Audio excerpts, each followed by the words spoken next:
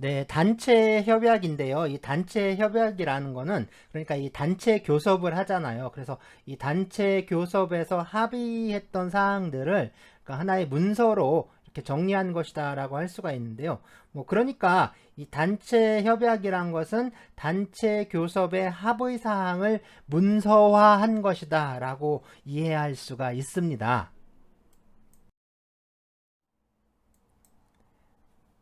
네, 이 단체 협약은 그러면 이 어떤 기능을 하느냐 하는 건데요. 네, 먼저 이 단체 협약은 이 노동 조건의 기준을 설정을 해서 뭐 일정한 기간 동안 이거를 이제 보장하는 기능, 그러니까 이 노동 조건을 규제하는 기능을 수행을 합니다.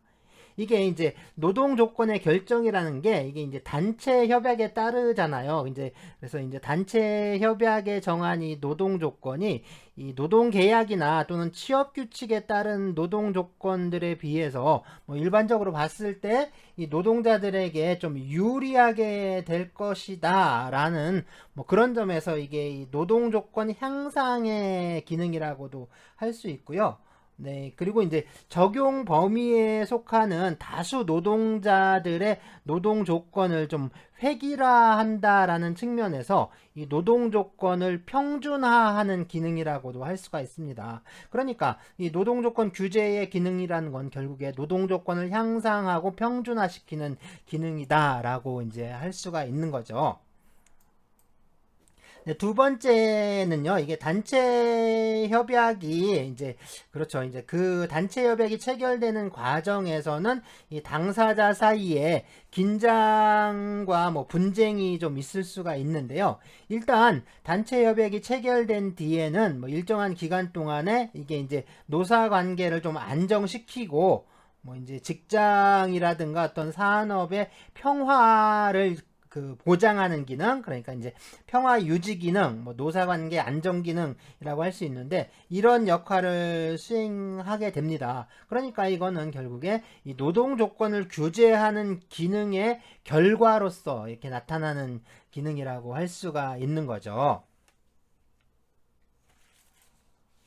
네, 세 번째는요, 그러니까 이제 이 단체 협약이 체결되면 네, 이제 어느 정도 이제 평화가 유지가 되잖아요. 그래서 이 단체 협약에서 정한 노동 조건이 이 평화 의무라는 게 있는데 이 평화 의무를 통해서 고정이 되면서 그러니까 노동 조건이 평준화되고 또 불필요한 경쟁을 방지하는 역할을 하게 되는데 뭐 이것을 카르텔 기능이라고 또 불러요. 그런데 이제 이 카르텔 기능이라는 게 사실은 그 이 단체 협약이 어떤 전국 규모의 아주 그 광범위한 규모의 산별 노조에서 체결된 경우 뭐 그런 경우에만 좀 기대할 수 있는 효과라고 할 수가 있습니다. 그래서 뭐 이 기업별 노동조합 체계에서 또는 사업장별로 체결되는 단체 협약을 통해서는 어떤 뭐 카르텔 기능은 거의 이제 미미하죠. 그러니까 아주 협소하고 미미한 정도에 그치게 됩니다. 근데 그 밖에 뭐 노동조합과 사용자 사이에 좀 제반 관계를 규율하는 기능. 그래서 이게 노사관계 질서 형성의 기능이라고도 하고요. 그 다음에 협의제나 뭐 인사협의제 같은 것들을 통해서 사용자의 경영권 행사에 대해서 이 노동조합의 참여를 제도화시키는 하는 기능, 뭐 그런 게 있습니다. 그래서 뭐 경영 규제 기능이라든가 경영 민주화 기능이다라고 하는데 뭐 이런 다양한 역할들을 수행한다. 뭐 그런 기능들이 있다라고 말합니다.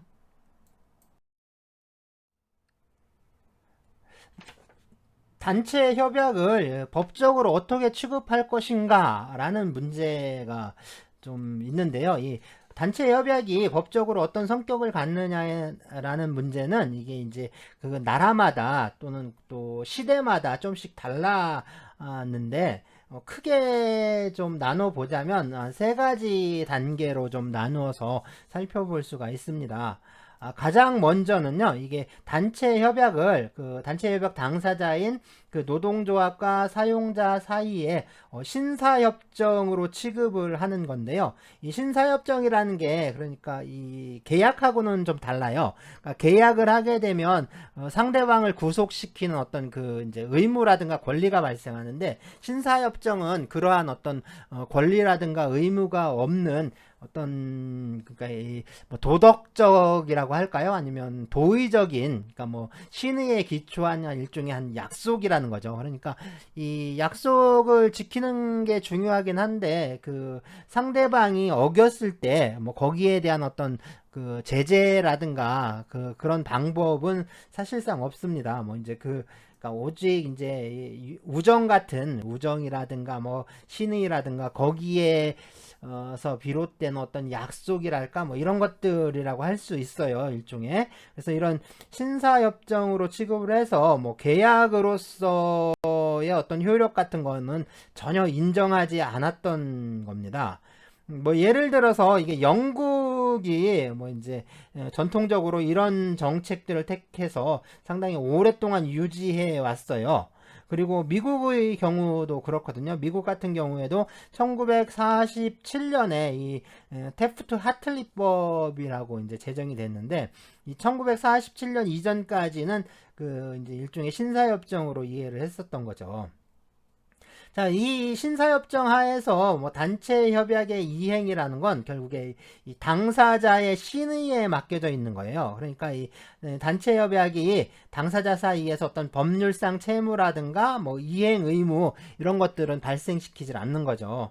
자, 이것 때문에 이 사용자가 단체 협약상의 어떤 노동 조건을 이행하지 않는 경우에, 그런 경우에는 결국에는 이 파업하는 거 있죠. 파업이라든가 이런 어떤 실력 행사하는 게 아주 유일한 구제 수단에 불과했던 거죠. 그래서 신사협정을 하고 어기면 그냥 파업에 돌입해서 압박하는, 그러니까 이제 물리력을 행사하는 것 외에는 뭐 다른 뭐 이제 법적인 구제 수단은 없었던 겁니다.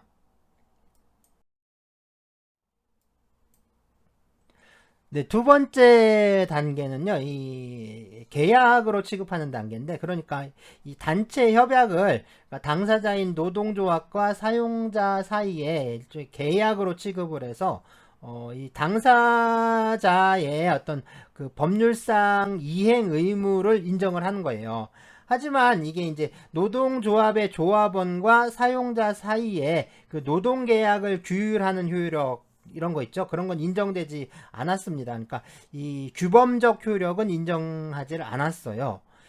영국이 1992년 노동조합 및 노사관계법, 그러니까 통합한 건데, 이 노동조합 및 노사관계법을 통해서 아주 오래된 전통을 깨트리고 계약적 효력을 인정을 했어요. 그러니까 영국 같은 경우에는 1992년에 와서 이 계약으로서의 효력이 좀 인정되고 있고요. 여기서 이 사용자가 이 협약상의 노동 조건을 이행하지 않는 경우에는 뭐 이제 실현을 위해서 이 노동조합이 이 민사 소송을 할 수가 있는데, 물론 민사 소송을 할 수가 있죠. 할 수가 있는데 이게 계약상 의무에 위반한 거기 때문에 민사 소송을 할 수가 있지만, 노동조합 같은 경우에는 그런 방법보다는 이 파업이라든가 이런 어떤 실력 행사가 더 효과적이다라고 좀 생각하는 경향들이 있습니다. 그래서 이제 파업을 벌이는 게 훨씬 이제 빠르다, 뭐 빠르게 해결할 수 있다,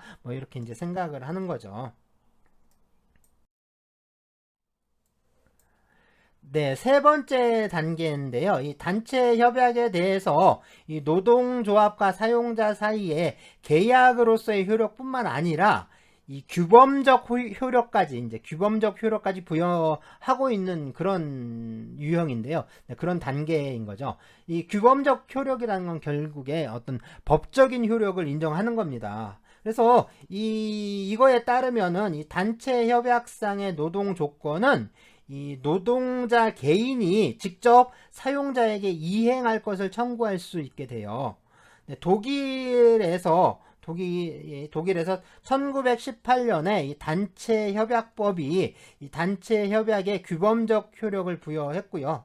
이 밖에 이 밖에도 이제 일정한 조건 아래에서는 조합원이 아닌 노동자에게도 이 단체 협약의 이제 효력을 이제 확장하는, 그래서 이제 원래 이제 단체 협약이란 게 노동조합이 조합원들을 위해서 체결한 거니까 원래는 이 노동조합의 조합원들에게만 적용이 되는데, 어떤 좀 일정한 조건이 갖춰진다면 그 요건을 딱 갖춘 경우에는 조합원이 아닌 노동자들에게도 이 단체 협약이 확대돼서, 그러니까 확장해서 적용되는 그런 효력이 있어요. 그런 걸 이제 일반적 구속력이라고 하는데, 이런 일반적 구속력과 그 다음에 또 이제 단체 협약의 내용을 효력이 유효한 기간, 그러니까 유효 기간 도중에는 그것을 이제 변경하고자 하는 그런 쟁의 행위를 하지 않을 의무, 그러니까 이제 평화 의무라고 하는데,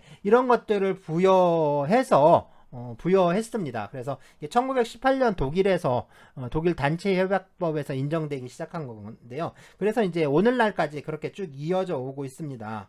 그래서 이렇게 해서 단체 협약이 이 노동조건 규제의 기능과 평화 유지의 기능을 제대로 수행할 수 있다, 뭐 이제 그렇게 이제 인식을 하게 된 거죠. 그래서 그러한 인식에 기초를 해서 만들어진 거예요.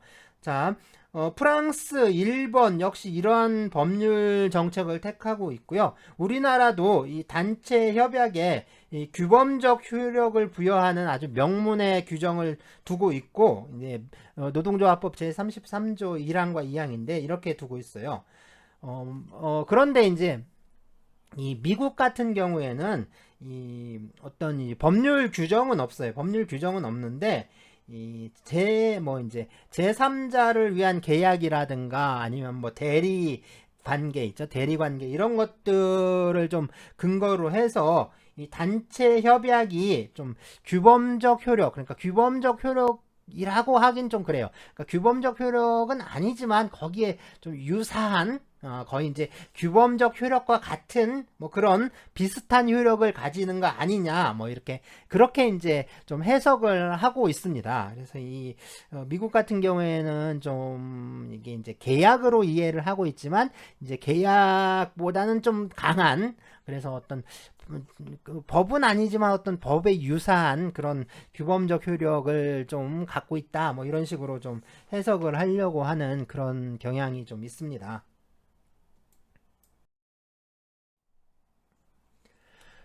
자, 그렇다면 이 단체 협약의 법적 성질을 또 어떻게 이해를 할 것인가? 그러니까 법적 성격이 무엇이냐라는 건데, 특히 이 단체 협약이란 게, 그죠? 이제 입법자인 국회에서, 우리 이제 입법기관이죠. 국가기관인 이 국회에서 제정하는 그런 성문법이 아니죠. 이게 본질을 보자면 이 노동조합과 사용자 사이에 체결되는 일종의 계약인데, 이게 이제 이 현행법상으로 보자면 이게 사용자와 개별적인 노동자 사이에 노동계약을 규율하는 그런 규범적 효력을 갖고 있는데, 도대체 이런 규범적 효력을 갖게 된 근거가 무엇이냐라는 겁니다. 그래서 이 단체 협약에 대해서요, 이것을 법규범으로 이해하는 견해가 있고, 그리고 또 계약으로 이해하는 견해가 이렇게 나누어져 있습니다. 그래서 좀 다양하게 그 안에 내용을 보면 좀 다양하게 전개가 되는데, 어쨌든 크게 보자면 법규범으로 이해하는 견해, 그래서 법규범설과 이 계약으로 이해하는 계약설이 좀 대립하고 있는 상황입니다. 자, 먼저 법규범설은 이 단체 협약을 법규범의 일종으로 좀 파악하는 견해인데요. 이거는 그러니까 전쟁 후에, 그러니까 우리 이제 해방된 이후를 말하는 거예요. 그러니까 2차 세계대전이 끝난 그 이후를 말하는데, 일본에서는 보통 이걸 뭐 종전 후, 뭐 줄여서 전후 뭐 이렇게 얘기를 하는데, 그 2차 세계대전이 끝난 이후에 그 일본의 좀 대표적인 학자들이 많이 주장을 했습니다. 그러니까 이런 거죠. 그러니까 예를 들어서 이 단체 협약을 사회에서의 자주적인 법으로서 이 뭐 이제 관습법으로 취급을 해야 한다라는 주장이 있었고요. 이거 뭐 사회 자주법설이라고 합니다. 그리고 또 현행법 아래에서는 이 노사가 자주적인 단체 협약을 통해서 스스로의 관계를 자주적으로 규제하는 법규범을 설정할 수 있는 뭐 일종의 백지 관습법이 있다. 그래서 이건 또 이제 백지 관습법설인데 이런 근거에서 이 단체 협약이 제정법은 아니지만 그러니까 국회에서 제정한 그 성문 입법은 아니지만 그렇지만 뭐 이런 그런 이제 근거들에 의해서 이게 법규범의 일종이 된다. 뭐 이렇게 이제 주장을 했어요. 뭐 이런 견해들에 의하면 이 우리 이제 노동조합법 제33조 있죠. 그 노동조합법 제33조는 이 단체 협약의 어떤 효력에 관한 규정인데 이 단체 협약의 효력에 관한 이 노동조합법 제33조가 이 단체 협약의 어떤 규범적 효력을 특별히 창설한 것, 그러니까 이제 새롭게 만들어내는 것이 아니라, 그러니까 창설한 게 아니라 단체 협약이 법 규범으로서 당연히 어떤 효력을 갖고 있는데 그 효력을 노동조합법 제33조가 그냥 확인하는 규정이다. 뭐 이제 확인하는 규정에 불과하다라고 좀 이해하는 견해입니다. 자, 이런 법규범설은요, 이게 이제 노동조합과 사용자 사이의 어떤 합의에 따라서 이 개별 노동자의 노동 조건을 자주적으로 규제하고 있는 그런 이제 사회적 작용을 하고 있다. 뭐 이제 그런 점을 좀 높이 평가를 하고 또 이제 단체 협약에 어떤 고도의 법적 지위와 그러한 효력을 좀 부여하려는 점, 뭐 그런 점에서는 좀 주목할 수가 있습니다. 그래서 이게 이제 그렇죠. 그러한 사회적 기능을 가진다고 해서 그냥 이제 어떤 그 민간인들 그냥 사인 민간인에 불과한 이 사용자와 노동자들 그러니까 협약 당사자 사이에 어떤 합의를 했다고 해서 그런 합의를 법규범으로까지 볼 수는 없는 거죠. 예, 또 단체 협약이란 게 이 당사자에 따라서 그 내용을 달리 하죠. 그래서 이제 이게 객관적이고 보편적인 규범이라고 좀 할 수는 없는데, 할 수는 없습니다. 그리고 또 이제 이 노동 조건에 관한 단체 협약이라든가 또 그 단체 협약을 체결하는 거, 뭐 그런 것들을 또 관습이라든가 또는 이제 관습법으로 인정하는 것도 좀 상당히 좀 무리가 있는 해석이라고 해야겠죠. 사실상 이 단체 협약이란 결국에 이 노동조합법 제33조에 의해서 이게 노동조합법이라고 하는 성문 법률에 의해서 어떤 규범성이 부여되는 것이다라고 이해할 수밖에 없습니다.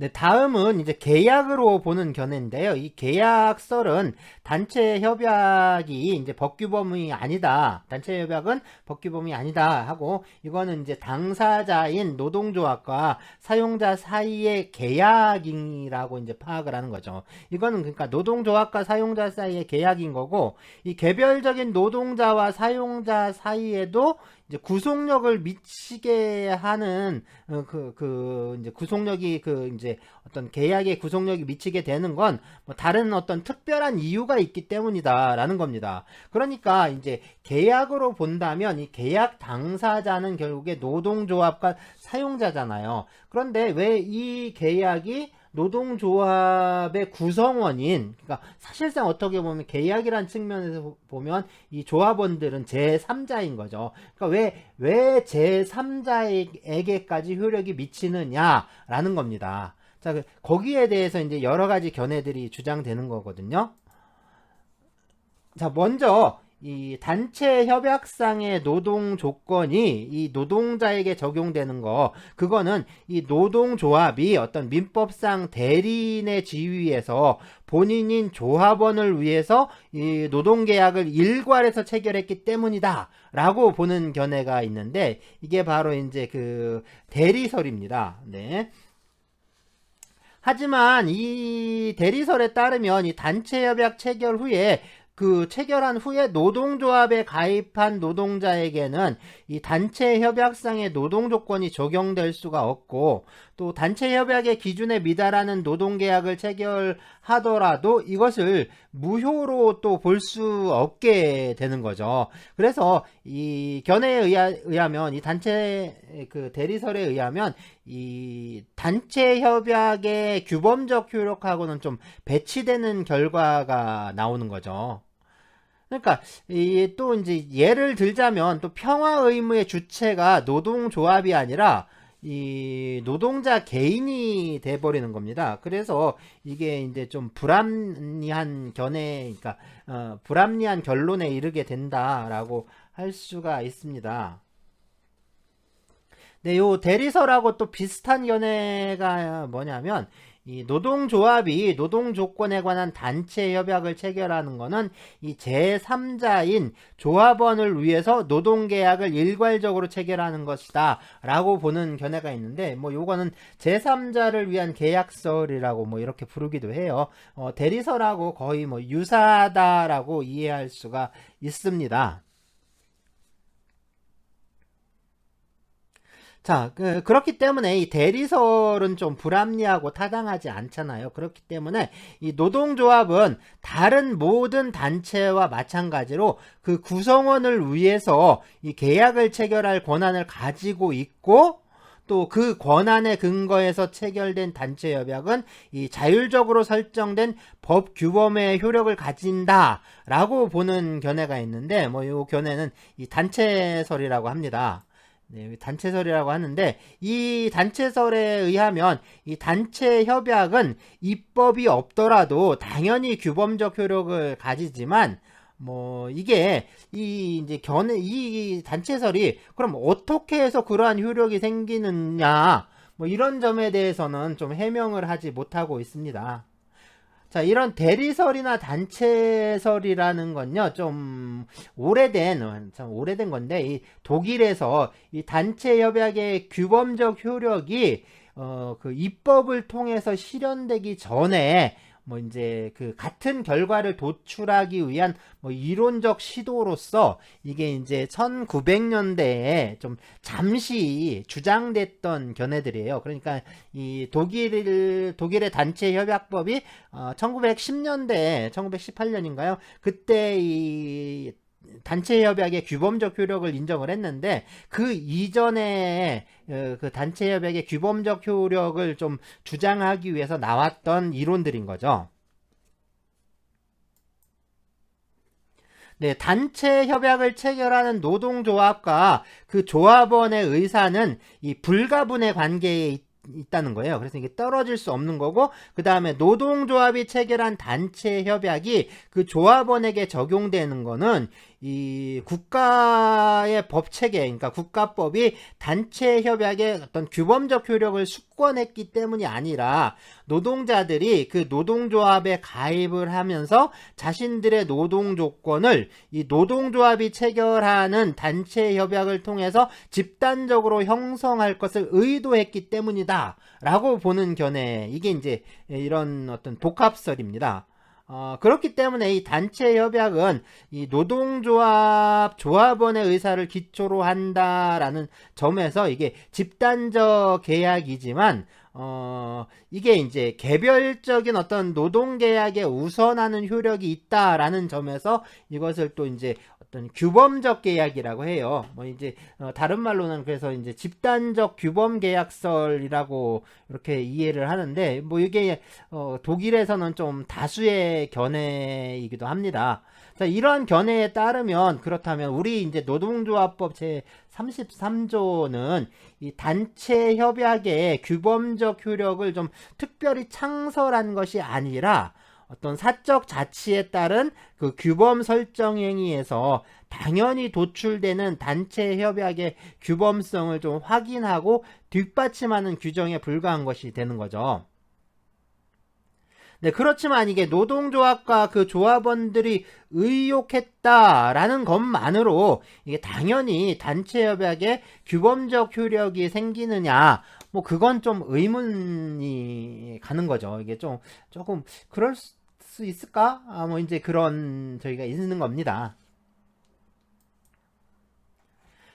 네, 마지막으로 이제 수권설이 있는데요. 이 수권설은 이 단체 협약은 본래 당사자인 이 노동조합과 또 사용자 사이의 계약에 불과하지만, 그러니까 본질적으로 계약인데 이 노동자 보호와 또 노사 관계의 안정을 위해서 국가의 법 체계가 특별히 정책적으로 규범적 효력을 부여한 것. 그러니까 이제 노동조합법이 협약 당사자에게 특별히 규범 설정의 권한을 수권한 것이라고 보아야 한다. 이제 그런 견해입니다. 그러니까 이 노동조합법 제33조는 이 단체 협약의 규범적 효력을 창설하는 규정으로 이렇게 이제 보는 거죠. 물론 이제 이 수권설을 이제 그 법규범설의 일종으로 좀 설명하는 견해도 있기는 해요. 그런데 어쨌든 이 수권설은 이 계약, 그러니까 단체 협약을 그러니까 계약으로 좀 이해를 하면서 거기에 그 법에 의해서 국가 법 체계가 정책적으로 규범적 효력을 부여했기 때문에 여기에 어떤 그 규범으로서의 효력이 발생한 것이다. 뭐 이렇게 또 이해하는 견해라고 할 수가 있습니다.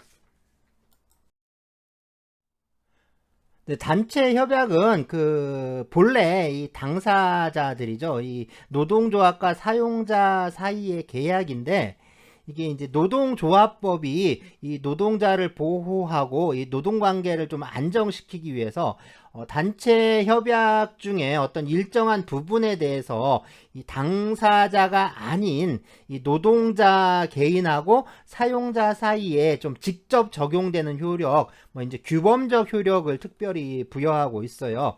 이게 이제 노동조합법 33조인데요. 이 규범적 효력이라는 거는 결국에 노동조합법에 의해서 창설된 것이기 때문에 이 헌법상 노동조합이 체결한 단체 협약에는 좀 인정되지 않습니다. 그러니까 이 법의 노조라고 하잖아요. 또는 헌법상 노조라고도 하는데 이 법의 노조, 즉 그 노동조합법에 의해서 보호받지 않는 그 노동조합인데 이 노동조합이 체결한 단체 협약까지 이 규범적 효력이 인정되는 것은 아니라는 거죠. 자, 그렇다면 이 단체 협약은 어떻게 나누어져 있는지 뭐 이게 이제 문제가 되는데 이 단체 협약은 이 규범적 효력이 생기는 이 규범적 부분이 있어요. 그리고 또 이제 어떤 그 규범적 효력은 생기지 않고 그냥 단지 어떤 그러니까 이제 계약으로서의 그 성격을 유지하고 있는 그러니까 어떤 그 채무적 효력 그러니까 계약적 효력이만 인정되는 채무적 부분이 있습니다. 뭐 이렇게 학자들에 따라서는 단체 협약을 규범적 부분과 또 채무적 부분 외에 또 이제 이 채무적 부분을 좀 나누어서요. 이 조직적 부분으로 이렇게 구분하는 견해도 있어요. 네, 그래서 이렇게 규범적 부분과 채무적 부분으로 나누기도 하고 규범적 부분, 채무적 부분, 조직적 부분으로 이렇게 이제 나누는 견해들도 있습니다.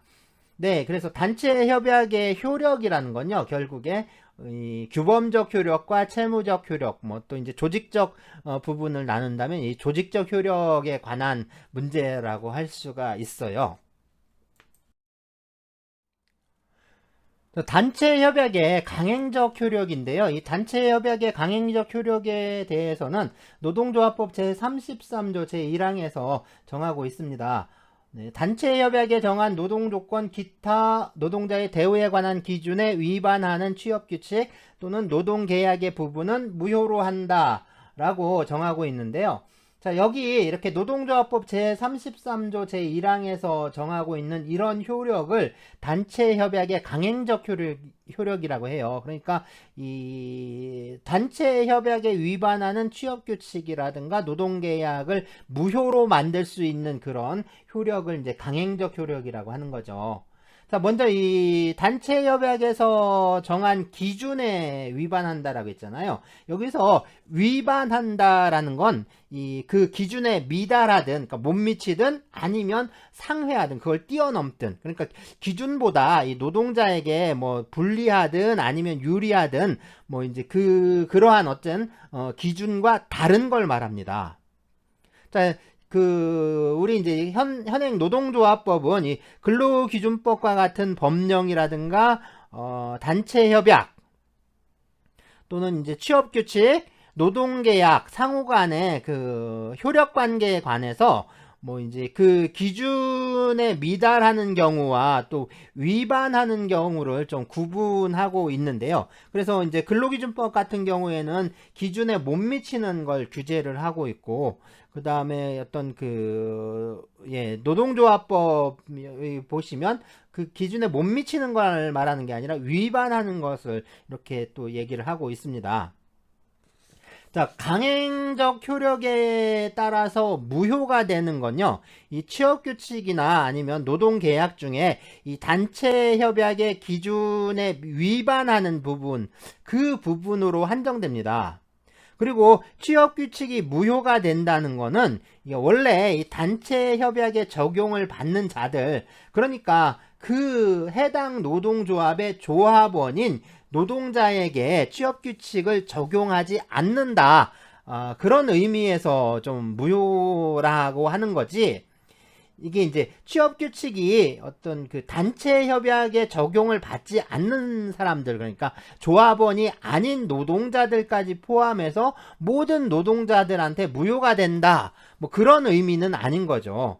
그러니까 이 무효가 모든 사람들한테 무효가 되는 이 절대적 무효가 있고, 어떤 특정한 범위 내에서만 무효로, 그러니까 다른 범위에선 그 효력이 인정되는 거죠. 그런 이제 상대적 무효가 있는데, 여기서 말하는 무효는 결국에 이제 상대적 무효일 수밖에 없는 거죠. 물론 이제 판례도 그런 취지입니다. 이제 같은 태도를 취하고 있고요.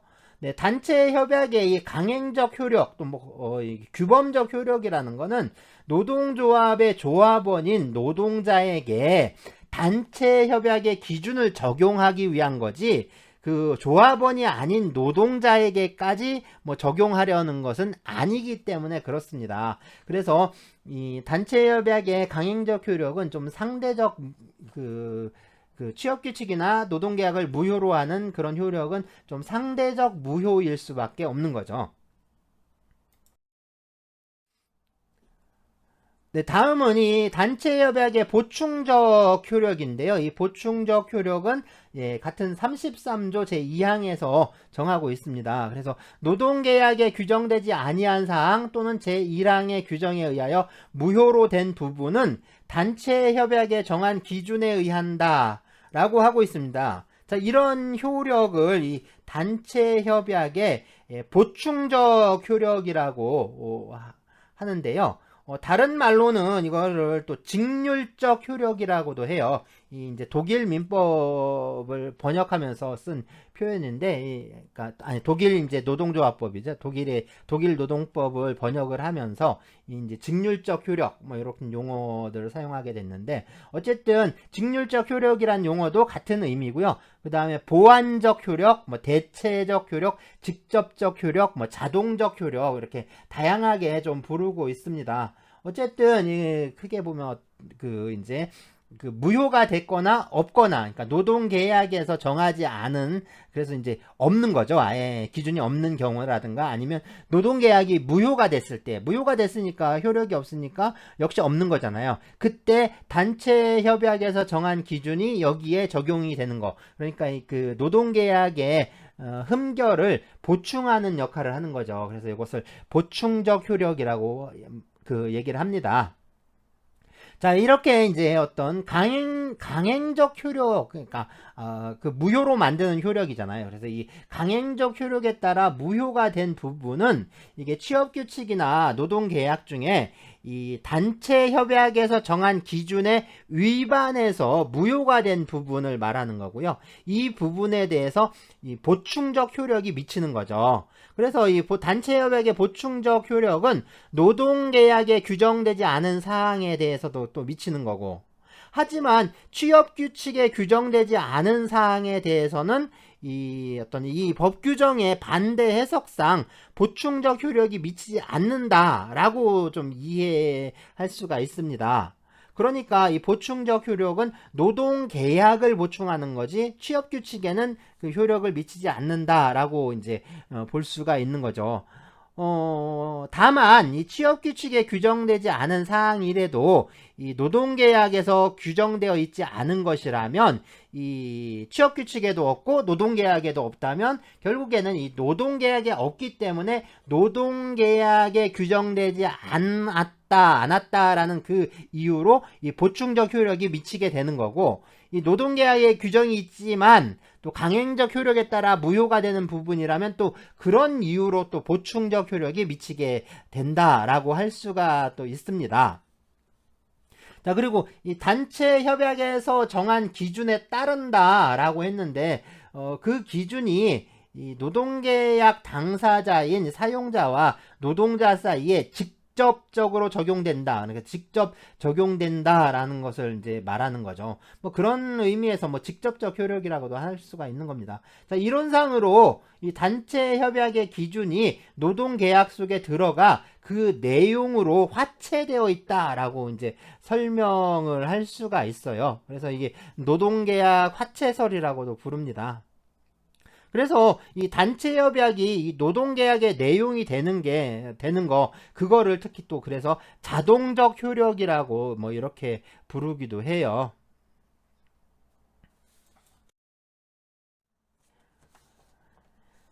자, 그 단체 협약의 이제 규범적 효력이라고 하면 결국에 이 단체 협약의 강행적 효력과 보충적 효력을 합해서 이 규범적 효력이라고 합니다.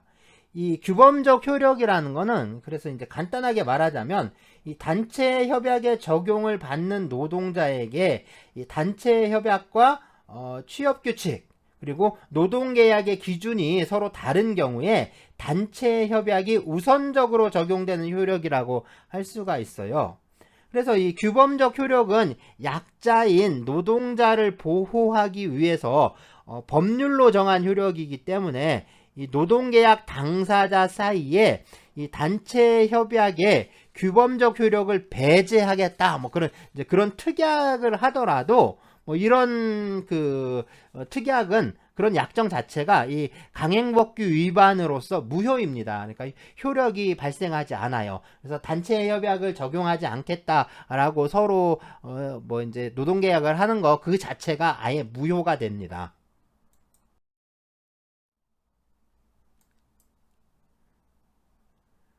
자, 단체 협약의 이제 규범적 효력에 관한 그 33조 제, 그러니까 강행적 효력에 관한 33조 제1항 규정이잖아요. 자, 그렇다면 이 단체 협약의 규범적 효력이 인정되는 그 단체 협약 중에 그 규범적 효력이 인정되는 그 부분을 단체 협약의 이제 규범적 부분이라고 하는데, 뭐냐면 그 단체 협약 중에 그 노동 조건, 기타 노동자의 대우에 관한 기준, 이거를 이제 규범적 효력이 생기는 그 부분이거든요. 그러니까 이게 규범적 부분이라고 할 수가 있습니다. 자, 여기서 이 노동 조건과 이 또 이제 기타 노동자의 대우라는 게 이게 뭐 이제 서로 특별히 뭐 이제 서로 다른 건 아니에요. 뭐 이제 다른 규정들 있죠. 노동조합법의 다른 규정들 보더라도 대우 등 뭐 노동조건 뭐 이렇게 이제 표현을 하고 있는데, 사실상 노동조건과 노동자 대우는 뭐 이제 사실은 뭐 같은 의미라고 이제 이해할 수가 있습니다. 자, 그래서 이제 다 그냥 합쳐서 그냥 노동 조건이라고 합시다. 그래서 이 노동 조건이란 거, 그러니까 노동자의 대우에 관한 거 포함해서 이 노동 조건이란 건 이미 단체 교섭의 대상과 관련해서 좀 얘기를 했었는데요. 이 결국에 뭐냐면 노동 계약상의 조건이라든가 아니면 약속 사항, 그 다음에 노동관계상 이 노동자에 대한 뭐 이제 그 밖의 대우 같은 거죠. 이제 고용계속 같은 거, 이제 고용보장 뭐 이런 거 포함해서. 그러니까 뭘 말하는 거냐면 뭐 임금, 그죠? 노동시간, 뭐 휴게, 휴일, 휴가, 안전, 보건, 작업환경, 보상, 복리후생, 뭐 인사적인 내용으로 뭐 배치, 전직, 전적, 휴직, 뭐 교직, 그러니까 교육훈련 뭐 이런 거, 그 다음에 해고라든가 정년과 같은 뭐 노동관계 종료 뭐 이런 것들에 관한 규정이 결국에는 대부분 이제 규범적 부분에 포함이 됩니다. 자, 하지만 이게 이제 노동 조건이라는 건 노동 계약을 체결한 이후의 문제이기 때문에 이 채용에 관한 내용 있죠. 이 채용에 관한 규정은 규범적 부분에 해당하지 않아요. 자, 그리고 이 노동 조건의 기준이라고 했을 때 이 기준이라는 건 뭐냐면 이 노동 조건에 관한 좀 구체적이고 객관적인 준칙을 말하는 것이다 라고 할 수가 있습니다. 그러니까 뭐 예를 들자면 기본급을 5% 인상하도록 노력한다 라는 것처럼 이게 사용자에게 어떤 추상적인 노력 의무만을 정한 거, 그런 것들은 이제 규범적 부분에 해당하지 않는 거죠. 하지만 뭐 또 이제 예를 들어서 공동시설의 이용 방법이라든가 뭐 작업 환경, 뭐 온도라든가 습도, 조도, 그러니까 조명 있죠. 그 조도, 그러니까 조명, 조명의 밝기, 라든가 또 이제 작업 속도, 뭐 이런 거. 그래서 노동자 개개인이 뭐 이 개개인에게 어떤 이해 득실로 환원이 되진 않지만 이 노동자의 집단적 대우에 관한 것은 뭐 좀 구체적이고 객관적인 준칙이 된다면, 그러니까 이제 그런 거 역시 규범적 부분에 이제 포함이 됩니다. 규범적 그 부분이라고 할 수가 있는 거죠. 자, 불특정 다수 노동자의 대우에 관한 준칙이 아니라 이 특정한 한 명 또는 여러 명의 대우에 관한 어떤 구체적 취급 같은 거 있죠. 뭐 예를 들자면 특정한 조합원의 해고를 철회한다거나 뭐 이제 복직시킨다, 뭐 소수 직종 종사자에 대한 어떤 특별 수당을 지급한다, 이런 것들 있잖아요. 이런 것이 이 단체 협약의 다른 여러 규정과 관련을 해서 또는 이제 다른 조합원과의 관련 속에서 이게 설정이 되었다면 이게 이제 본래의 기준에 준해서 이런 것들도 규범적 부분으로 좀 이해를 할 수가 있습니다.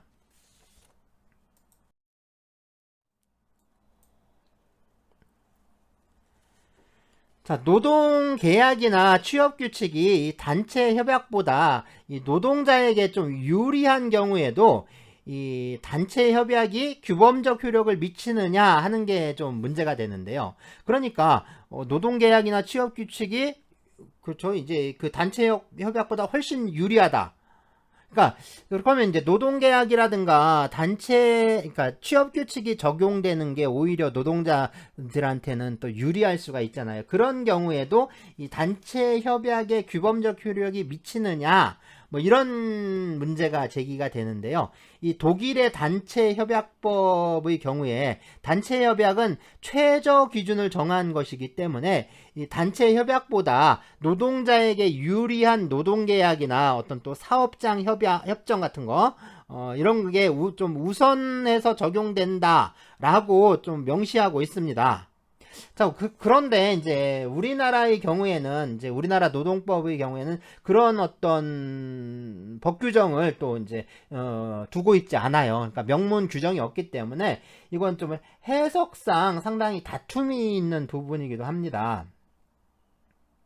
자, 그래서 이 단체 협약의 경우에 이 노동자들을 보호하기 위해서 노동 조건의 최저 기준을 정한 것이다. 그러니까 단체 협약에서 정한 거는 노동 조건의 뭐 최저 기준을 정한 것이기 때문에 이 노동 계약이나 취업 규칙이 단체 협약보다 노동자에게 유리한 경우에는 당연히 단체 협약의 규범적 효력이 미치는 게 아니고 노동 계약 등이 우선해서 적용돼야 된다라고 이렇게 볼 수가 있습니다.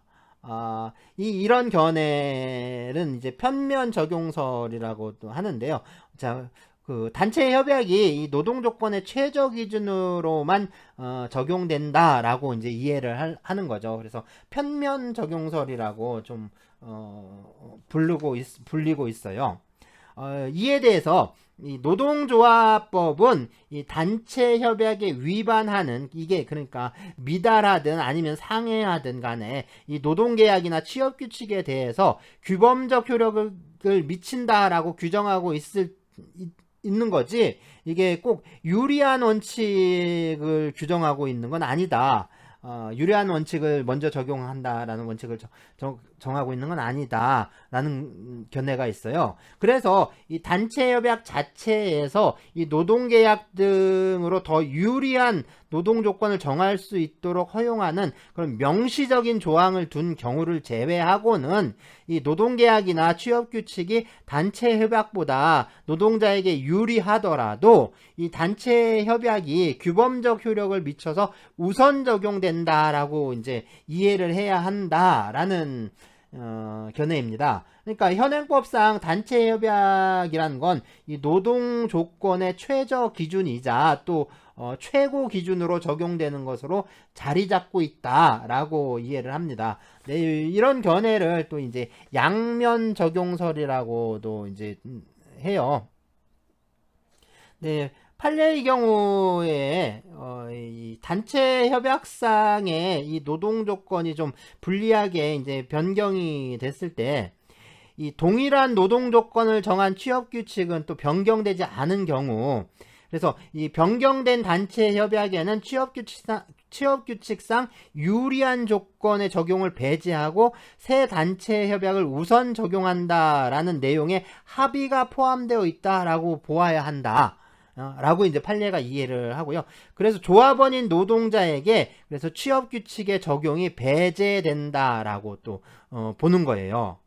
그러니까 이 취업규칙이 유리하더라도 이 새로운 이 단체 협약이 우선해서 적용되어야 한다라고 보는 겁니다. 그리고 이 노사 간의 합의가 있다고 이제 거기에 이제 보는 거죠. 그리고 그 합의의 효력을 인정을 해 버리는 거예요. 그러니까 이런 견해를 양면 적용설이라고 또 부릅니다. 자, 그런데 이 사용자가 단체 협약을 체결한 뒤에 이 노동계약이나 또 취업규칙으로 이 단체 협약보다 유리한 노동 조건을 시행하는 것은 이 조합원들에게 이 노동조합의 성실 교섭 노력에 대한 어떤 의구심을 불러일으켜서 이 노동조합의 지지 기반을 좀 약화시킬 우려가 있고, 또 사용자가 단체 교섭에서 최종적 대안을 제시하는 것 같이 좀 성실하게 임하지 않았다라는 걸 또 의미할 수 있다라는 거죠. 그런 점에서 이게 부당 노동 행위가 성립될 여지가 있다라고 또 이해가 됩니다. 네, 미국에서는요, 이 사용자가 단체 협약보다 유리한 노동 조건을 이 개별 노동자에게 적용하는 건 이 어떤 교섭대표 노동조합의 지지 기반을 약화시키고, 또 교섭대표 노동조합과의 성실교섭 의무에 위반하는 이 부당 노동행위로 또 해석을 하고 있어요. 그렇기 때문에 이게 이제 부당 노동행위가 될 수가 있는 거죠. 또 독일에서는 이 산업별 통일교섭을 통한 이 단체 협약이 그 해당 산업 공통의 노동 조건, 즉 그러니까 최저 기준을 정하고 또 각 기업의 특수성은 별도로 반영할 것을 예정하고 있는데 이제 그렇게 있는 거죠. 하지만 이제 우리나라 같은 경우에는 이 대부분 이제 그 지배적인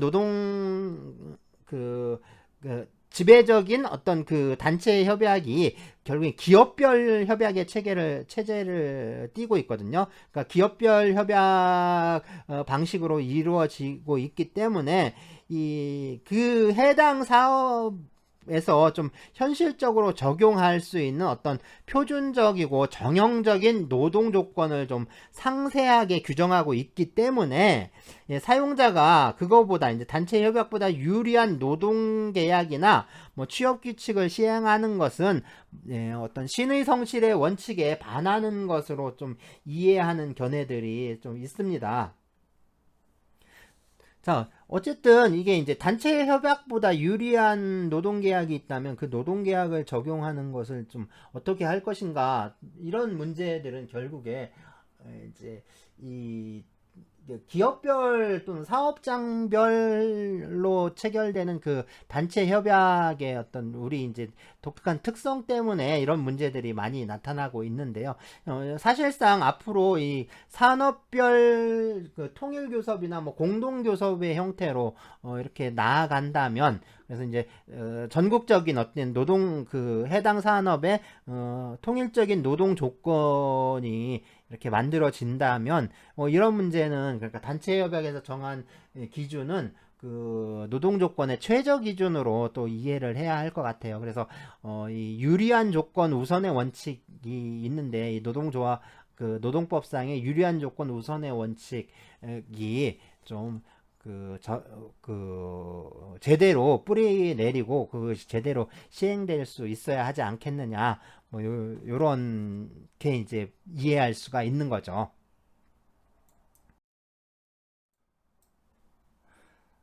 기존의 노동 조건을 이 노동자에게 불리하게 변경하는 그런 단체 협약도 이 규범적 효력이 인정되느냐, 그러니까 규범적 효력을 발생시키느냐, 뭐 이런 게 또 이제 문제가 되는데요.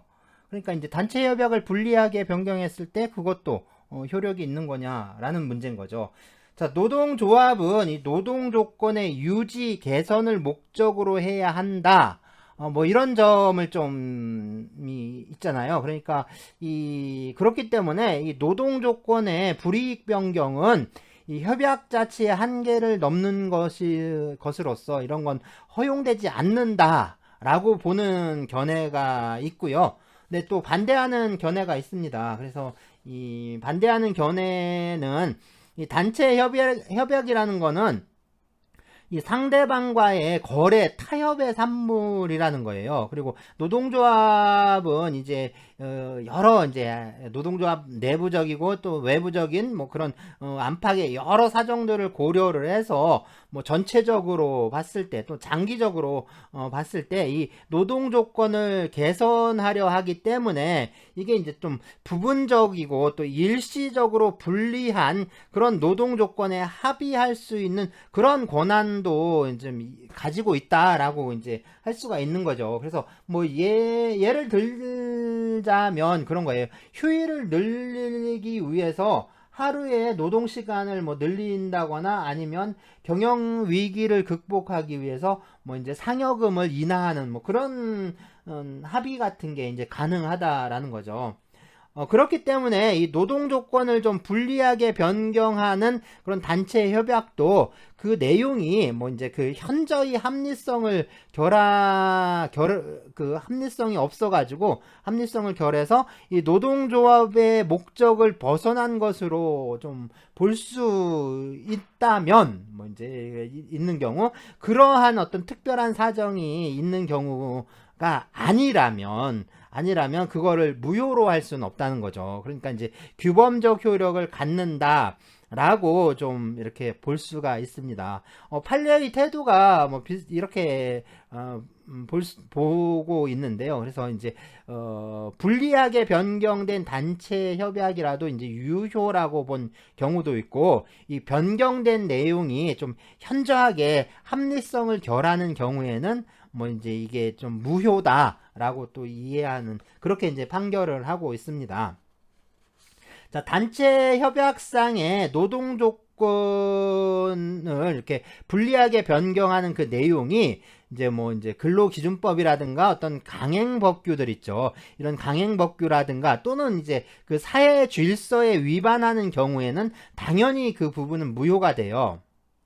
뭐 예를 들어서 이 초과 근로에 대해서 뭐 이제 가산 임금, 그러니까 할증 임금을 뭐 이제 받지 않기로 한다거나, 뭐 이제 또 아니면 특정 정당을 의무적으로 지원하기로 하는 그런 경우, 뭐 이런 것들은 좀 강행법규에 위반하는 거죠. 그래서 이런 것들은 그냥 무효가 되는데, 네. 또 이제 현실적으로 지급됐거나 이미 또 구체적으로 지급 청구권이 발생한 어떤 임금 같은 경우, 이런 것들은 뭐라고 했죠? 이거는 이제 이미 노동자의 처분에 맡겨진 재산입니다. 그렇기 때문에 이런 거를 이 노동조합이 노동자들로부터 어떤 개별적인 동의나 수권을 받지 않고 그 수권을 받지 않고 단체 협약으로 그걸 뭐 제한하거나 이런 것들은 뭐 반환하거나 이런 약정을 한다 뭐 이런 거, 그러니까 반환 약정, 포기 또는 지급 유예, 그런 거는 노동조합이 단체 협약으로 할 수가 없습니다. 또 조합원 전원의 퇴직, 뭐 정년 경과 후에 뭐 계속 고용되고 있는 뭐 조합원의 퇴직 처리, 뭐 이런 것처럼 그 노동자의 지위의 변동에 관한 단체 협약 역시도 이런 것도 개별적인 노동자의 동의나 수권이 없는 이상 효력을 발생할 수가 없어요. 그러니까 효력이 발생하지 않습니다. 이런 건 무효입니다.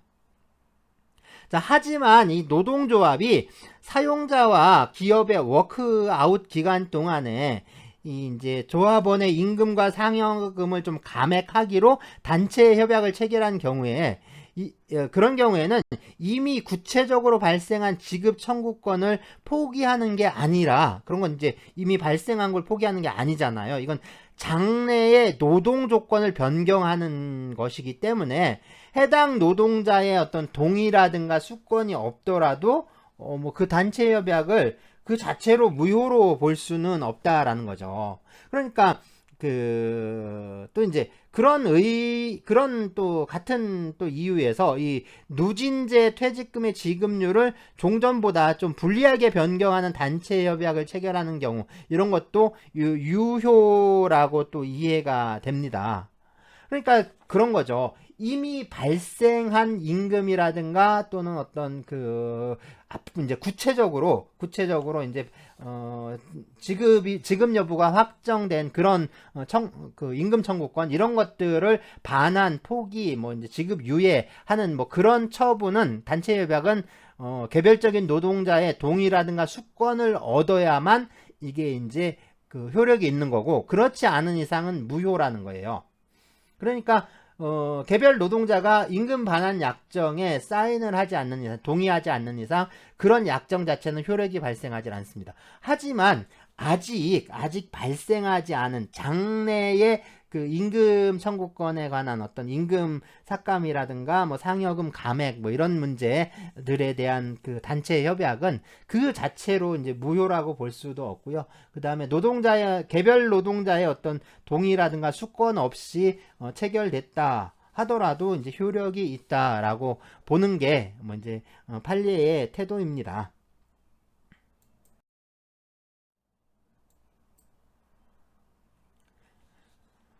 자, 이 단체 협약은 그 이제 규범적 부분이 있고 또 채무적 부분이 있었잖아요.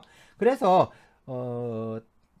이 채무적 부분에서의 효력, 그러니까 채무적 효력에 대한 문제인데, 이 단체 협약이라는 게 원래 이 당사자가 그 노동조합과 사용자죠. 그래서 그 단체 협약의 당사자인 이 노동조합과 사용자 또는 이제 사용자 단체 사이에 일종의 계약이기 때문에, 그래서 당사자는 결국에 이 단체 협약에서 합의한 내용들, 그러니까 특히 뭐 채무적 부분이든 규범적 부분이든 어떤 부분이든 간에 상대방에 대해서 아주 성실하게 이행을 해야 할 뭐 의무라든가 이런 채무가 있습니다. 그러니까 이게 일종의 이제 이행 의무라고 할 수가 있는 거죠. 그러면 이 단체 협약의 이 채무적 부분이 어디냐, 무엇이냐라는 문제인데요.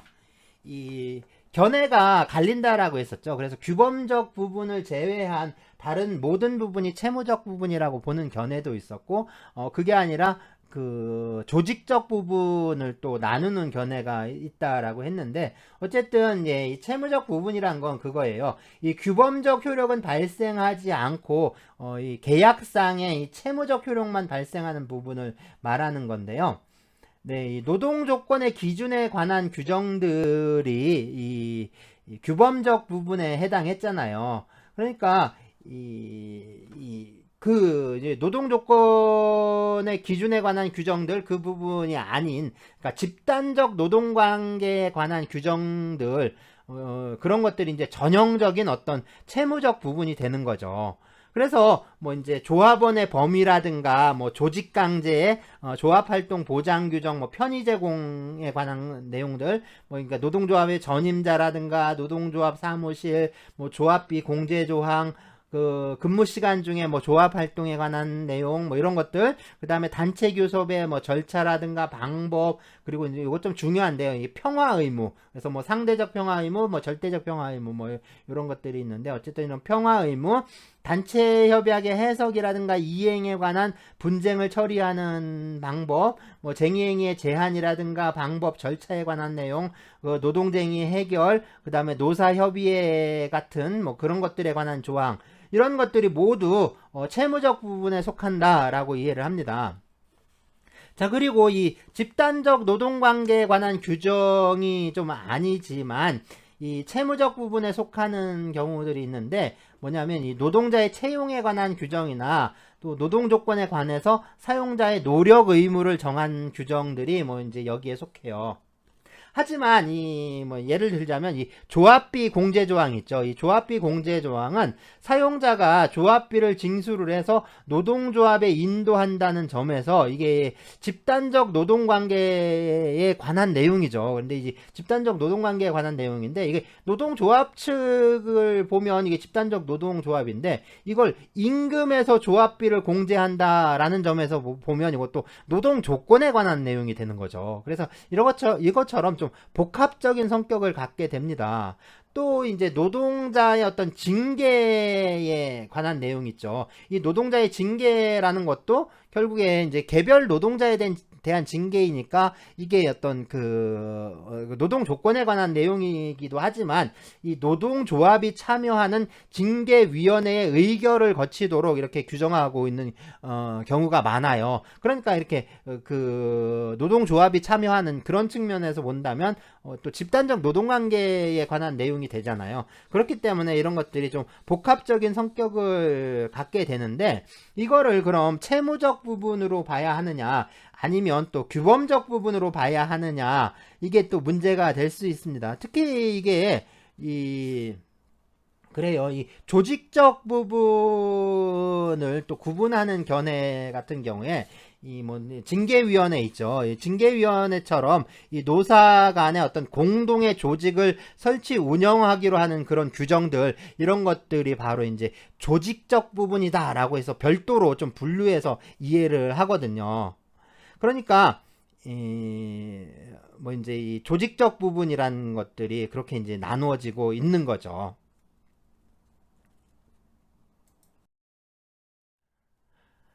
단체 협약의 이 채무적 효력에서 좀 중요하게 다루어야 할 내용이 있다면 이 평화 의무라고 좀 할 수가 있는데요. 이 평화 의무라는 게 뭐냐면 이 협약 당사자가 이 단체 협약이 유효한 기간 동안에 이 기존에 이제 체결한 이 단체 협약의 내용을 좀 개정하거나 폐기하는 그런 이제 내용을 변경하는 그런 것들을 목적으로 쟁의행위를 하지 말아야 하는 그런 의무를 말합니다. 그러니까 쟁의행위를 하지 말아야 하는 의무인데, 그렇기 때문에 이 이제 평화 의무라는 건요, 이 다음번, 그러니까 이번 단체 협약이 아니라 다음 단체 협약을 위해서 교섭을 하면서 그에 대해서 하는 쟁의 행위를 한다거나, 또는 단체 협약의 이행이라든가 해석과 관련된 쟁의 행위, 그런 것들은 이제 평화 의무 위반은 아닌 거죠.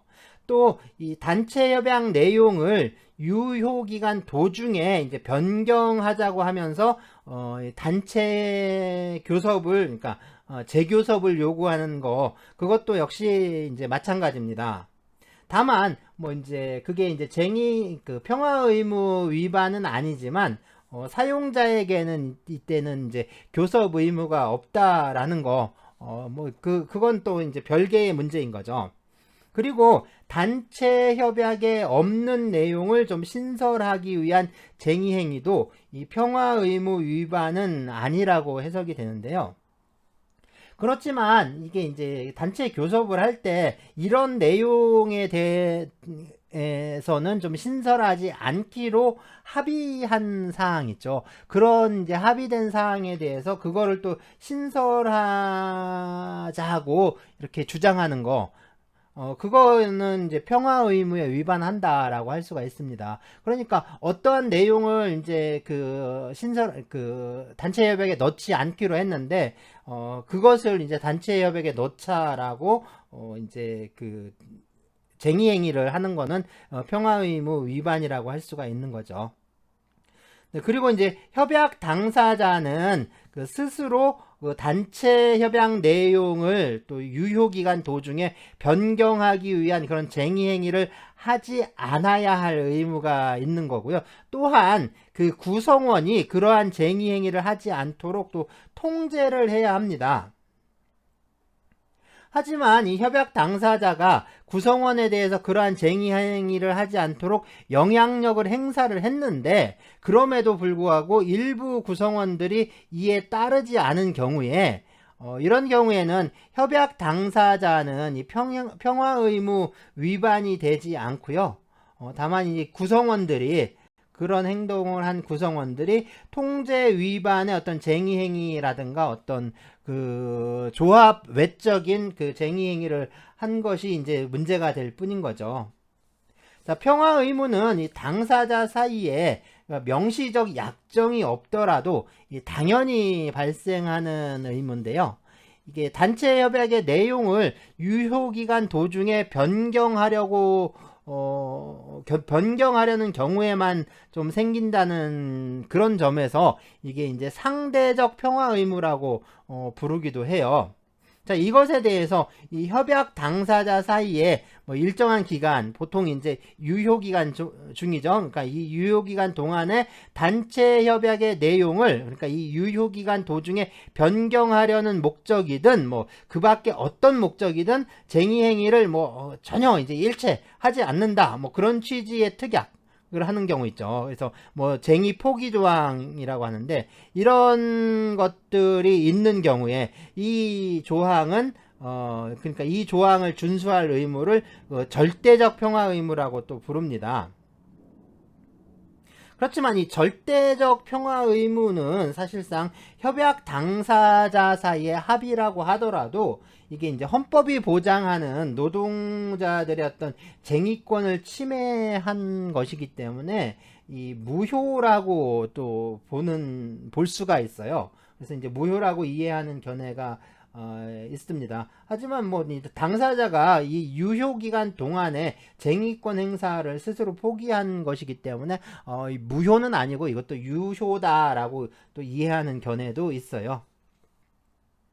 자, 그런데 이제 중간에 이제 사정 변경이 되는 경우인데요. 이 사정이 변경된 경우에, 이런 경우에는 평화 의무가 또 소멸한다라고 보는 견해도 있어요. 하지만 이 사정 변경은 단체 협약을 해약할 수 있는 사유가 되기는 하지만, 이제 그 해약도 없이 당연히, 그러니까 단체 협약을 이제 해지하지도 않고 당연히 평화 의무가 소멸하는 것은 아니다라고 또 이해를 합니다. 자, 평화 의무는 이론상으로는 이 당사자 쌍방의 의무인데, 실제로는 이 노동조합의 의무로서 많이 작용을 해요. 하지만 단체 협약의 이행 의무가 실제로는 거의 이제 사용자 측의 의무로 구성된다라는 점에서 본다면, 이 평화 의무와 또 이제 어떤 균형을 좀 이루고 있다라고도 이해할 수가 있죠. 자, 그렇다면 이 평화 의무의 근거가 무엇이냐라고 이렇게 이제 물어볼 수 있는데, 이 평화 의무의 근거에 대해서는 이 단체 협약의 평화 유지 기능에 내재하는 이 본래적인 의무다라고 보는 견해가 있고요. 또 협약 당사자 사이에 어떤 묵시적 합의에 따라 발생하는 의무라고 보는 견해가 또 있습니다. 네, 이게 두 개가 이제 대립하고 있는데, 이게 이제 그 본래적인 의무라고 보는 견해, 이건 내재설이라고 하는데, 이 내재설은 단체 협약이 당사자의 의사에 관계없이 평화 유지 기능을 가져야 한다라는 점을 또 강조하고 있어요. 그렇지만 뭐 그러한 사실상의 기능으로부터 이 또 법적인 의무를 도출하는 건 무리이고요. 합의서의 경우에 이게 협약 당사자 사이에 특별한 사정이 없다면 이런 묵시적 합의가 있다고 보는 근거가 또 그 좀 취약한 거죠. 그래서 이 협약 당사자들의 이행 의무는 이게 유효 기간 동안에 협약 내용을 좀 성실히 이행할 의무를 말하는 거니까, 이미 체결한 협약 내용이 좀 불만스럽다고 해서 이걸 유효 기간 도중에 변경하기 위해서 쟁의 행위를 하는 거, 이거는 좀 어떤 그 신의 성실의 원칙상 허용되지 않는다라고 이해할 수가 있습니다. 자, 이것처럼 평화 의무는 뭐 이행 의무로부터 당연히 파생되는 어떤 신의 성실의 원칙상의 의무, 그러니까 신의 칙상의 의무라고 이해하는 견해, 요게 이제 신의 칙설인데요. 어느 견해에 따르든 간에 이 평화 의무는 협약 당사자 사이에 이에 관해서, 그러니까 이 평화 의무에 관해서 명시적으로 약정하는 그런 명시적인 약정이 없더라도, 그러니까 단체 협약에 그 조문으로 만들어 놓지 않더라도 이 평화 의무는 당연히 발생하는 것으로 이해가 됩니다. 그러니까 근거는 뭐 이제 크게 이렇게 내재설이나 뭐 합의설이나 신의칙설이 주장되고 있지만, 이제 명시적 규정이 없더라도 이 평화 의무는 당연히 인정되는 의무로 이해가 되고 있어요. 자, 이 단체 협약의 이 규범적 부분은요, 이게 원래 이제 협약 당사자인 노동조합의 조합원하고, 그리고 이 사용자 단체의 구성원인 그 사용자에게만 적용이 됩니다. 그래서 원래 적용 범위는 이렇게 노동조합의 조합원과 그 사용자에게 적용이 되는데, 자, 노동조합법에 의하면 이러한 원칙에 대한 예외로서 좀 일정한 조건 아래서 이 원래 이제 본래적인 적용 범위에 드는 그 조합원이나 사용자가 아닌 그 사람들에게도 이 단체 협약을 좀 확장해서 적용하는 그런 제도가 마련되어 있는데요. 이 단체 협약의 적용 범위를 좀 확장하고 일반화한다는 의미에서 이 일반적 구속력이라고 부릅니다. 또 이 노동조합이 설정된 예외가 이런 사업장 단위 일반적 구속력 외에도 또 지역 단위의 또 구속력, 지역적 구속력이 인정되고 있어요. 자, 이 단체 협약의 일반적 구속력은 이 독일의 1918년 이 단체 협약법에 처음으로 규정이 된 거고요. 프랑스도 뭐 이에 따르고 있습니다. 자, 독일이나 프랑스 같은 경우에는 이 산업별 통일교섭과 또 산업별 단체 협약이 좀 지배적이어서요. 이 기업 간의 공정한 경쟁 조건을 좀 마련하고 노동 조건 저하 경쟁을 좀 방지하기 위해서 이 단체 협약상의 노동 조건을 지역 내 모든 사업체에 적용할 수 있는 정책 수단이 필요하다라고 이제 생각을 했던 거죠. 그리고 그 결과 지역 단위의 일반적 구속력이라는 거를 이 제도화한 겁니다. 그리고 이 1951년 이 국제노동기구 제91호 단체 협약에 관한 권고도 이 산업이라든가 지역 단위의 일반적 구속력의 도입을 권고하고 있어요. 그런데 이 기업별 교섭과 기업별 협약이 좀 지배적인 일본에서는 이 지역 단위의 일반적 구속력 이외에 사업장 단위의 일반적 구속력까지 이렇게 도입을 했고, 우리나라는 뭐 기본적으로 이런 일본의 입법례를 좀 따른 거라고 할 수가 있는데요. 자, 이제 이 노동조합법을 보면 이 사업장 단위의 일반적 구속력을 그냥 단순하게 일반적 구속력이라고 하고, 또 지역 단위의 일반적 구속력을 뭐 지역적 구속력이라고 하는데, 이게 좀 뭐라고 할까? 어떤 그 사업장 내의 그 구속력이라고 부른다면 몰라도 이게 좀 용어가 적절하지는 않지 않느냐 말한 그런 견해도 있습니다. 어쨌든 이 사업장 단위의 일반적 구속력, 그래서 뭐 일반적 구속력과 지역 단위의 그 일반적 구속력, 그래서 지역적 구속력 뭐 이렇게 규정을 두고 있어요.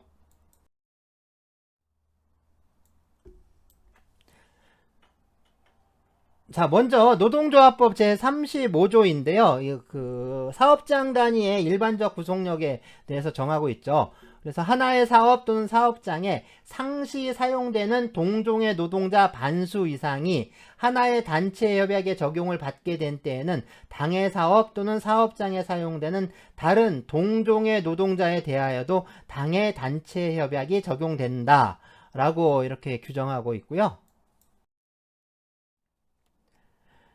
네, 이제 지역 단위의 구속력에 대해서는 네, 노동조합법 제36조 제1항에서 정하고 있는데요. 하나의 지역에 있어서 종업하는 동종의 노동자 3분의 2 이상이 하나의 단체 협약에 적용을 받게 된 때에는 행정관청은 당해 단체 협약에 당사자의 쌍방 또는 일방의 신청에 의하거나 그 직권으로 노동위원회의 의결을 얻어 당해 지역에서 종업하는 다른 동종의 노동자와 그 사용자에 대하여도 당해 단체 협약을 적용한다 라는 결정을 할 수 있다 라고 이렇게 정하고 있습니다. 그래서 여기에서는 그 지역적 구속력은 좀 생략을 하고 그 사업장 단위의 그 일반적 구속력에 대해서 좀 살펴보기로 하죠. 네, 이 사업장 단위의 일반적 구속력의 경우에 이 입법 취지가 뭐냐, 뭐 이런 게 좀 문제가 되는데요. 이게 견해들이 또 좀 나뉘고 있습니다. 그래서 이 조합보호설이라는 견해에 의하면 이 노동조합이 고비용의 조합원을 저비용의 비조합원으로 대치하려고 하는 그런 이제 그 사용자의 노력을 저지함으로써 노동조합을 방위하고 보호하기 위한 규정이다. 뭐 이제 이렇게 이해를 해요. 한편 여기에 대해서 이 개인 보호설이 있는데 이 개인 보호설에 의하면 이거는 공익적 연지에서 이 비조합원의 노동 조건을 조합원과 균등하게 함으로써 이 비조합원을 보호하려는 규정이다. 뭐 이렇게 이해를 합니다.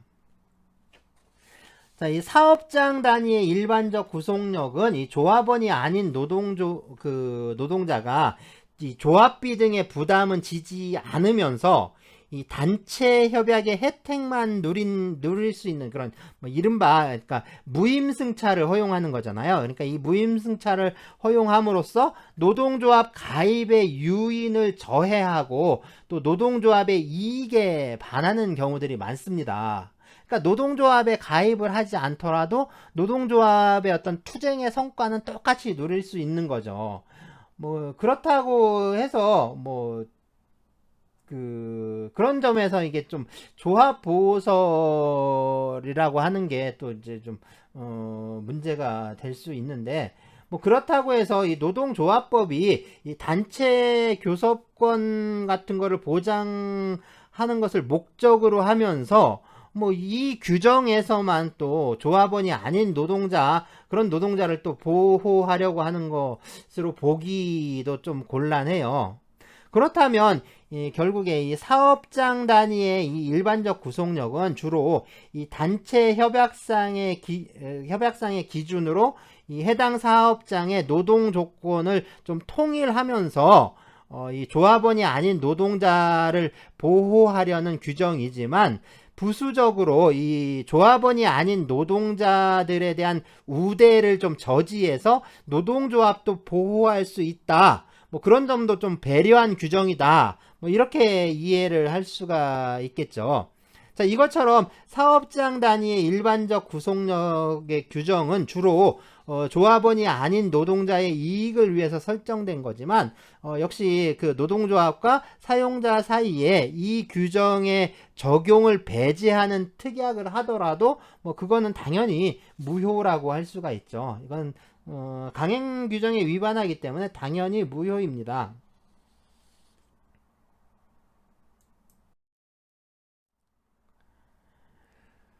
네, 단체 협약이 이 사업장 단위에서 이 확장해서 적용되는 효과가 발생을 하려면 이거는 이제 하나의 사업 또는 사업장에 상시 사용되는 동종의 노동자 반수 이상이 하나의 단체 협약의 적용을 받고 있어야 된다라는 겁니다. 그렇다면 먼저 이 하나의 사업 또는 사업장이라는 요건인데요.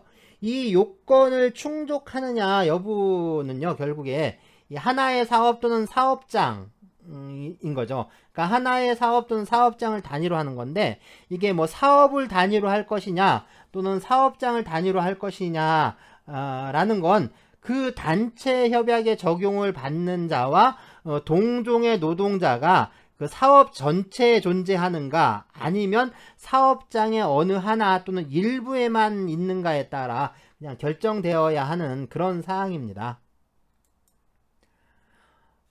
네, 그리고 이제 상시 사용되는 동종의 노동자인데요. 이 상시 사용되는지 여부가 좀 문제되는 게 주로 이제 일용직이라든가 임시직 같이 임시직들 있죠. 이런 것처럼 이 단기적인 노동계약을 체결한 사람들입니다. 그래서 판례는 이 상시 사용되는 노동자는 뭐 노동자의 지위나 뭐 종류, 고용기간의 정함의 유무, 그러니까 뭐 임시직이냐 상용직이냐 뭐 이런 거, 그리고 또 노동계약상의 명칭 뭐 이런 것들하고 상관없이 그러니까 사업장에서 사실상 계속 사용되고 있는 노동자 전부를 말하는 것이다 라고 하고요. 이 단기의 계약기간을 정해서 고용된 자라고 하더라도 뭐 기간 만료시마다 이게 반복 갱신돼서 계속 사용되어 왔다면 당연히 여기에 포함된다 라고 또 이해를 합니다.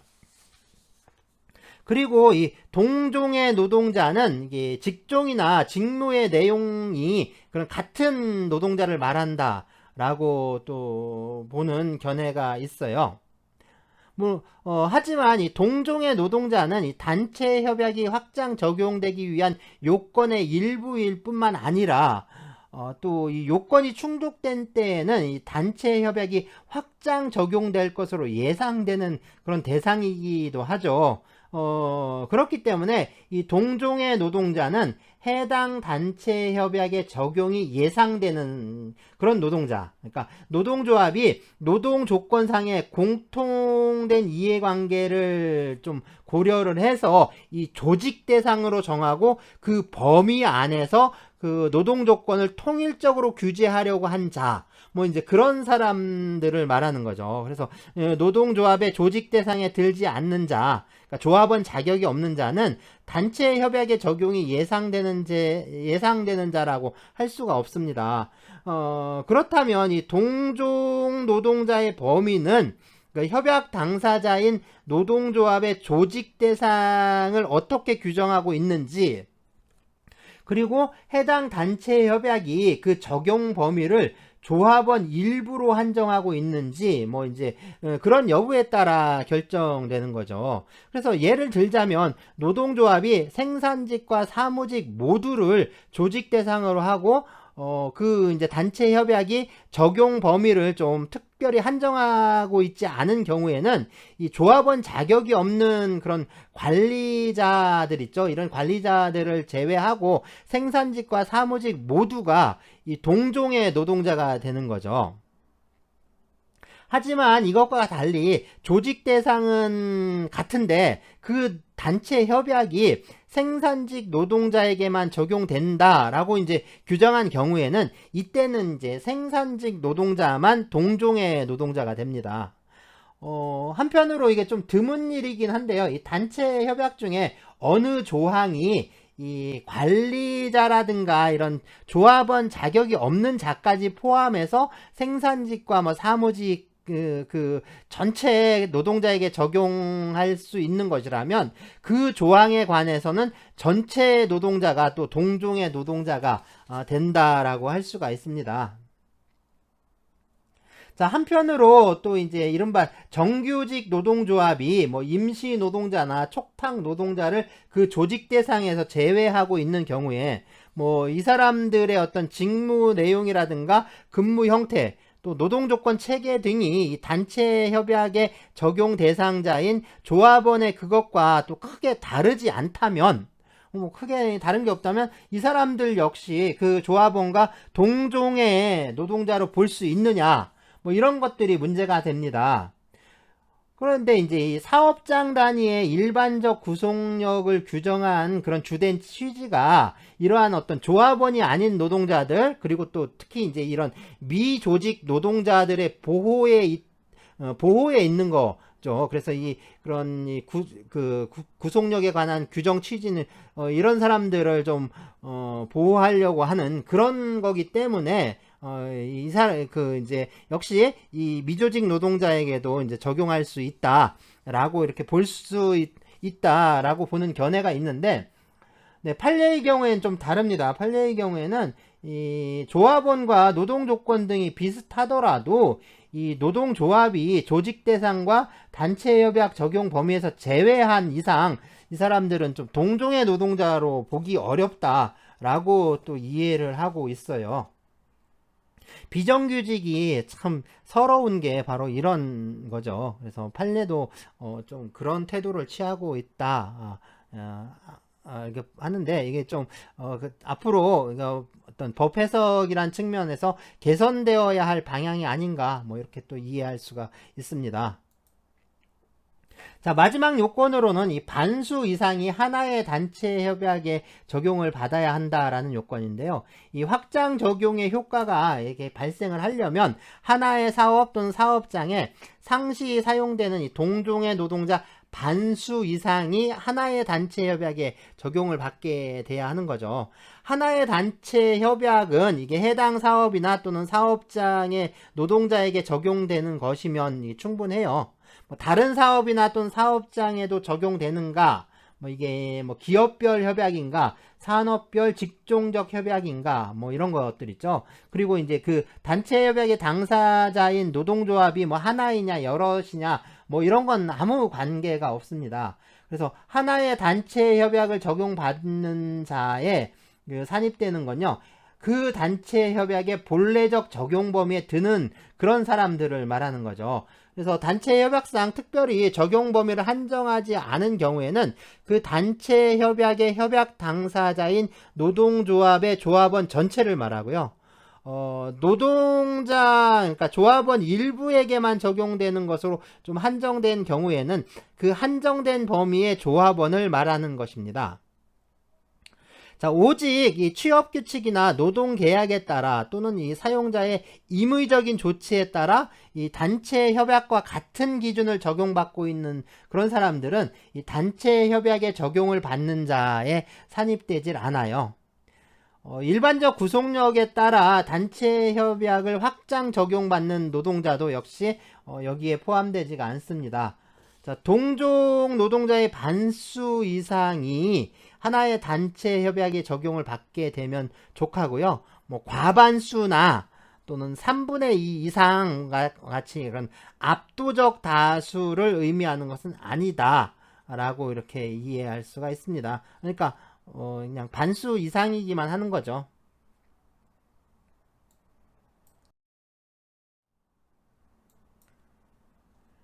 자, 이러한 요건들이 충족이 되면 그 해당 사업 또는 사업장에 사용되는 다른 동종의 노동자에 대해서도 이 단체 협약이 적용이 되게 됩니다. 여기서 다른 동종의 노동자는 그렇죠. 이제 동종의 노동자이긴 한데 협약 당사자인 그 노동조합의 조합원은 아니기 때문에 이 요건이 충족되기 이전에 그 단체 협약에 적용을 받지 않고 있던 그런 노동자들을 말해요. 대체로 이제 조합원과 마찬가지로 그 노동조합의 조직 대상에는 포함이 되지만 아직은 이 조합원이 아닌 노동자가 여기에 해당합니다. 자, 요건이 충족이 되면 다른 동종의 노동자에게도 그 단체 협약이 적용이 돼요. 뭐 사용자나 노동조합에서 뭐 어떤 조치나 행위가 없더라도 이게 자동적으로 그냥 확장 적용이 됩니다. 그래서 확장 적용되는 단체 협약은 그러니까 이제 단체 협약의 부분에서 봤잖아요. 이 단체 협약의 규범적 부분에 한정됩니다. 그러니까 채무적 부분은 이 협약 당사자 쌍방 사이의 권리 의무를 정한 것이기 때문에 이 조합원인 노동자의 권리 의무에 직접적으로 영향을 주는 게 아니죠. 그렇기 때문에 확대해서 적용되는, 그러니까 확장 적용되는 효과가 발생하질 않아요. 협약 배제 조항이 이제 있는데, 이 협약 배제 조항이 있더라도 그 본래의 효력을 상실하고요. 이 해당 그 노동조합의 조합원이 아닌 자에게 그러면 이게 확장 적용되느냐라는 건데, 네, 그건 그 노동조합에서 이 유니온샵에서 그 다룬 내용이죠. 자, 그리고 이 단체 협약이 이 노동조합의 조합원이 아닌 그 노동자에게 유리한 경우에만 확장 적용될 수 있느냐 하는 게 또 문제가 되는데요. 이 단체 협약의 규범적 효력에 대해서, 그러니까 이제 그 유리의 원칙을 인정하는 견해에 의하면 당연히 확장 적용되는 경우에도 뭐 이것을 인정할 수밖에 없습니다. 네, 하지만 다른 견해에 의하면 이 사업장 단위의 일반적 구속력의 취지는 주로 이 조합원이 아닌 노동자 개인을 보호하려는 취지이기 때문에 이게 이제 부수적으로는 또 조합원이 아닌 노동자의 우대를 좀 저지해서 노동조합도 보호하려는 거죠. 그리고 이제 단체 협약상 이 노동 조건의 기준은 또 최저 기준이기도 하지만 또 이제 최고 기준이기도 한 거기 때문에 이 협약 당사자 사이에 반대의 특약이 없는 이상 뭐 이제 유리한 원칙, 그러니까 유리의 원칙은 좀 인정하기 곤란하다, 이렇게 보는 견해가 있습니다.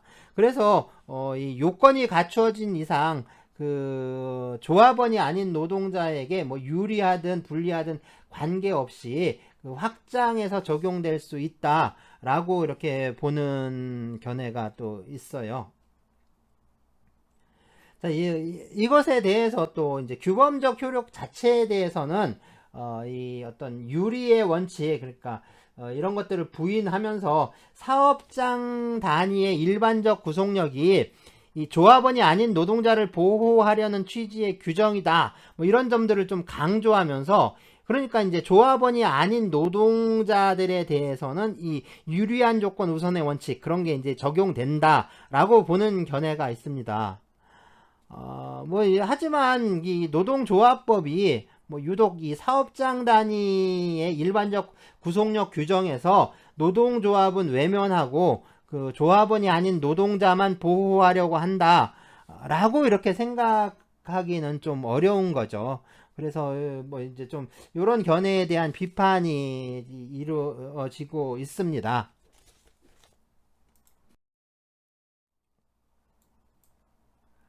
네, 그리고 이제 하나의 사업 또는 사업장에서 노동자들이 뭐 예를 들자면 조직 대상을 같이 하는 두 개의 노동조합에 분산해서 가입한 상태에서 또 이들 노동조합이 또 사용자와 이제 개별적으로 교섭을 했어요. 왜 이제 상당히 드문 일이긴 한데 어쨌든 일어날 수 있는 일이니까. 그래서 각각 개별적으로 교섭을 해서 두 개의 다른 단체 협약이 체결되는 경우가 있을 수 있습니다. 자, 이 경우에 사업장 단위의 일반적 구속력 그의 요건을 갖춘 그 다수파 노동조합의 단체 협약이 이 소수파 노동조합의 조합원에게도 확장해서 적용될 수 있는가, 뭐 이런 문제가 그 제기가 되는데요.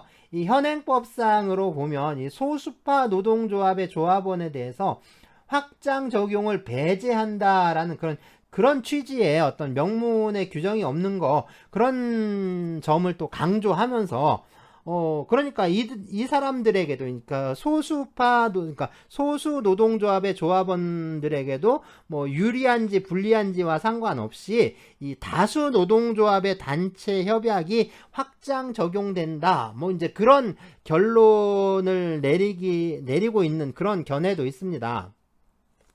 하지만 뭐 이렇게 되면 노사가 이제 모처럼 이제 개별 교섭에 합의를 해서 체결한 그 소수 노동조합의 단체 협약이 그 사문화돼서 이제 불합리할 수가 있죠. 그리고 소수 노동조합의 조합원에게는 이 노동조합법상의 사업장 단위의 어떤 일반적 구속력을 이유로 해서 노동조합법의 그 규정을 이유로 해서 헌법상 보장된 단체 교섭권을 제한하는 결과를 초래하게 됩니다.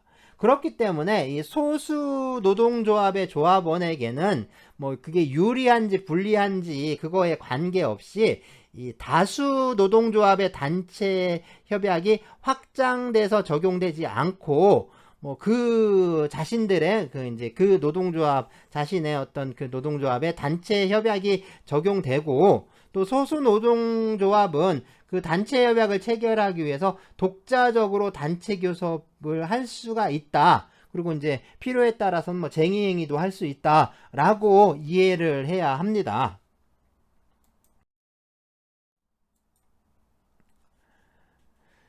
자, 그리고 이 확장해서 적용됐던 단체 협약이 그 유효기간이 만료했다거나 뭐 이제 어떤 다른 사유로 효력을 상실하게 되면 그 시점에서 이 확장해서 적용됐던 효과도 소멸하게 돼요.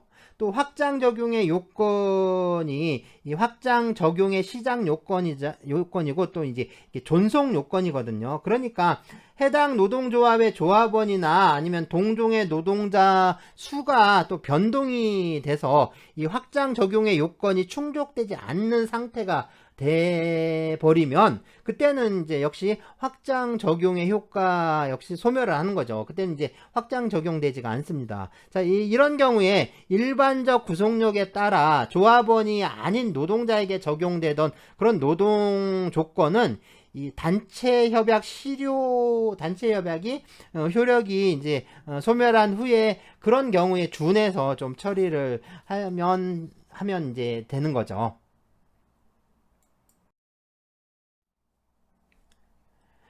네, 그 출석 인증 과제인데요. 뭐 여러분들이 이 단체 교섭의 당사자 그리고 이 단체 협약을 체결하는 그 노동조합의 어떤 그 임원으로서 단체 협약을 체결한다라고 가정을 해봅시다. 그랬을 때 우리 이제 조합원들의 이익을 좀 극대화할 수 있는 게 이제 좀 이제 어떤 방향에서 보면 좀 상반되는 그 내용일 수가 있는데 서로 이제 충돌할 수 있는 그런 내용인데 그래서 이 조합원들의 고용을 보장하는 것이 어떤 조합원들의 이익에 오히려 이제 도움이 될 것인지 아니면 조합원들의 어떤 그 임금을 좀 인상하는 게 좀 더 그 조합원들의 어떤 권리라든가 이익에 더 보탬이 되는지 뭐 이제 어느 게 더 나은지 그래서 여러분들이 만약에 그 단체 교섭을 하고 단체 협약을 체결을 한다라고 했을 때 이 고용 안정과 또는 임금 인상이라는 두 가지 측면에서 어느 쪽에 좀 중점을 두고 교섭하고 협약을 체결할 것인가 그러니까 내가 노동조합의 위원장이라면 어느 쪽에 좀 중심을 두고 단체 교섭하고 협약을 체결하겠다.